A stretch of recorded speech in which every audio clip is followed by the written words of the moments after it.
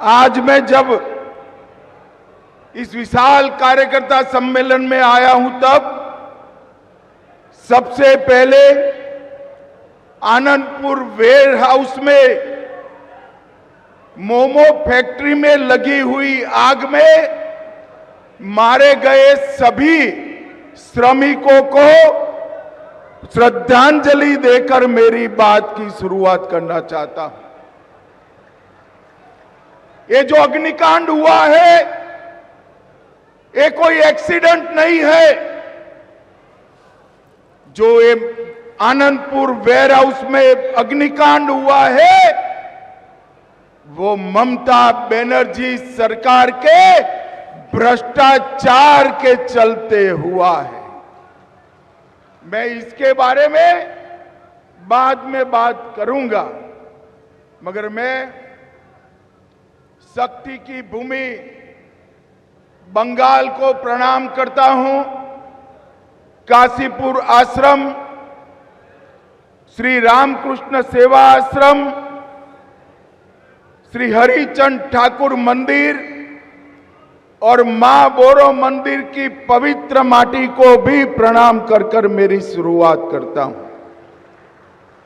भाइयों बहनों, ये जो वर्ष है वंदे मातरम का 150वां साल गिरा है। यही बंगाल की महान भूमि के सुपुत्र बंकिम चंद्र चट्टोपाध्याय जी ने अंग्रेजों के खिलाफ आहलेख जगाने के लिए वंदे मातरम की रचना की। और वंदे मातरम की रचना देखते देखते देखते ये गीत आजादी का नारा बन गया। गुरुवर टैगोर ने जब इसको गाया, पूरे भारतवर्ष में आजादी प्राप्त करने वाले सभी लोगों ने वंदे मातरम को आजादी का नारा बनाने का काम किया। और मित्रों, जितने भी लोग आजादी के संघर्ष में शहीद हुए, जितने भी लोग जो भी शहीद फंदे पर लटका दिया गया, वो सभी के मुंह में अंतिम शब्द था वंदे मातरम। नरेंद्र मोदी जी की सरकार ने वंदे मातरम के 150 साल पूरे देश भर में मनाने का निर्णय किया है।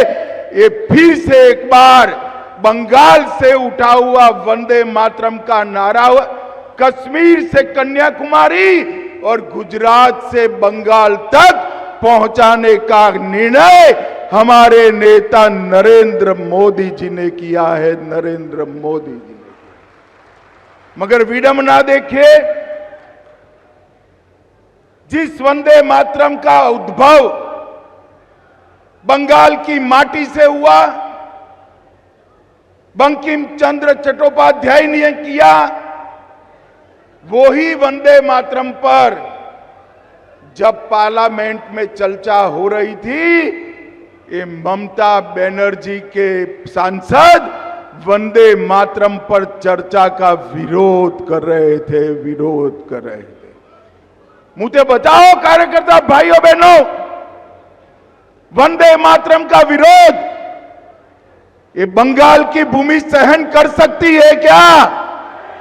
अरे जोर से बोलिए, कर सकती है क्या?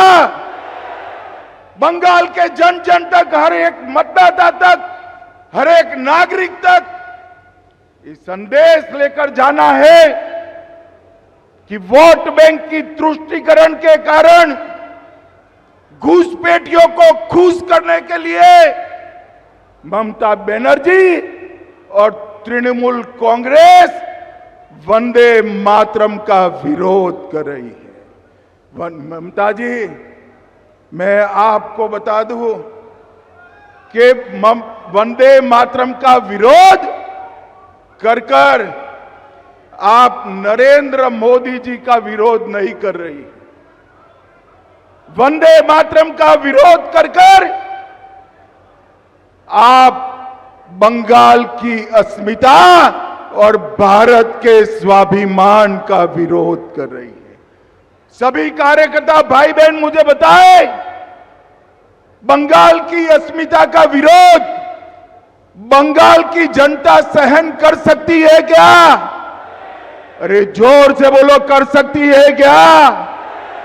मैं आज बंगाल की जनता को अपील करने के लिए आया हूं कि बंगाल की अस्मिता का विरोध करने वाली तृणमूल कांग्रेस को अगले चुनाव में मूल समेत उखाड़ कर फेंक दीजिए और यहां एक राष्ट्रभक्तों की सरकार लाइए। मैंने शुरुआत में कहा, आनंदपुर में लगी आग ये कोई हादसा नहीं है। 25 लोगों की जान गई है, 27 लोग लापता है। और एक कांड क्यों हुआ? क्यों हुआ? ये जो मोमो फैक्ट्री के मालिक है, उसमें किसका पैसा लगा है? ये मोमो फैक्ट्री के मालिक किसके नजदीकी है? किसके साथ विमान में मोमो फैक्ट्री के मालिक विदेश की टूर लगाए हैं और अब तक मोमो फैक्ट्री के मालिक का अरेस्ट क्यों नहीं हुआ है? भाइयों बहनों, आज 25 लोग मारे गए, 27 लोग लापता है। मैं ममता जी को पूछना चाहता हूं, अगर ये घुसपैठिए होते तो आपका रिएक्शन ऐसा ही होता क्या? अरे बंगाल के नागरिक मारे गए हैं, इसमें वोट बैंक की पॉलिटिक्स क्या कर रही हो ममता जी? आपको शर्म आनी चाहिए, शर्म आनी चाहिए। और मैं आज यहां से बंगाल की मुख्यमंत्री को मांग कर रहा हूं कि इस हादसे की तटस्थ जांच, न्यायिक जांच करानी चाहिए और सबसे पहले इसके लिए जिम्मेदार लोग जो है उनको जेल की सलाखों के पीछे डालना चाहिए। मुझे शुभेंदु जी बता रहे थे, समीक भाई बता रहे थे, परिवार को वो मिलने गए, हमारे कार्यकर्ताओं ने विरोध किया, उन पर पुलिस ने बर्बरता की। मगर ये ममता जी, आपकी पार्टी का और आपकी सरकार का भ्रष्टाचार अब छिप नहीं सकता। आनंदपुर वेयर हाउस का अग्निकांड ममता जी चीख चीख कर कहता है कि अग्निकांड में आपके लोग शामिल हैं। 32 घंटे बाद कोई मंत्री वहां पहुंचता है, पर्यावरण का एनओसी नहीं है, वेटलैंड पर गोडाउन बना है, गोडाउन बाहर से बंद था या खुला था? बंद था तो क्यों बंद कर दिया गया था? अंदर लोग जलते रहे, मरते रहे, चीखते रहे, बाहर नहीं आ पाए।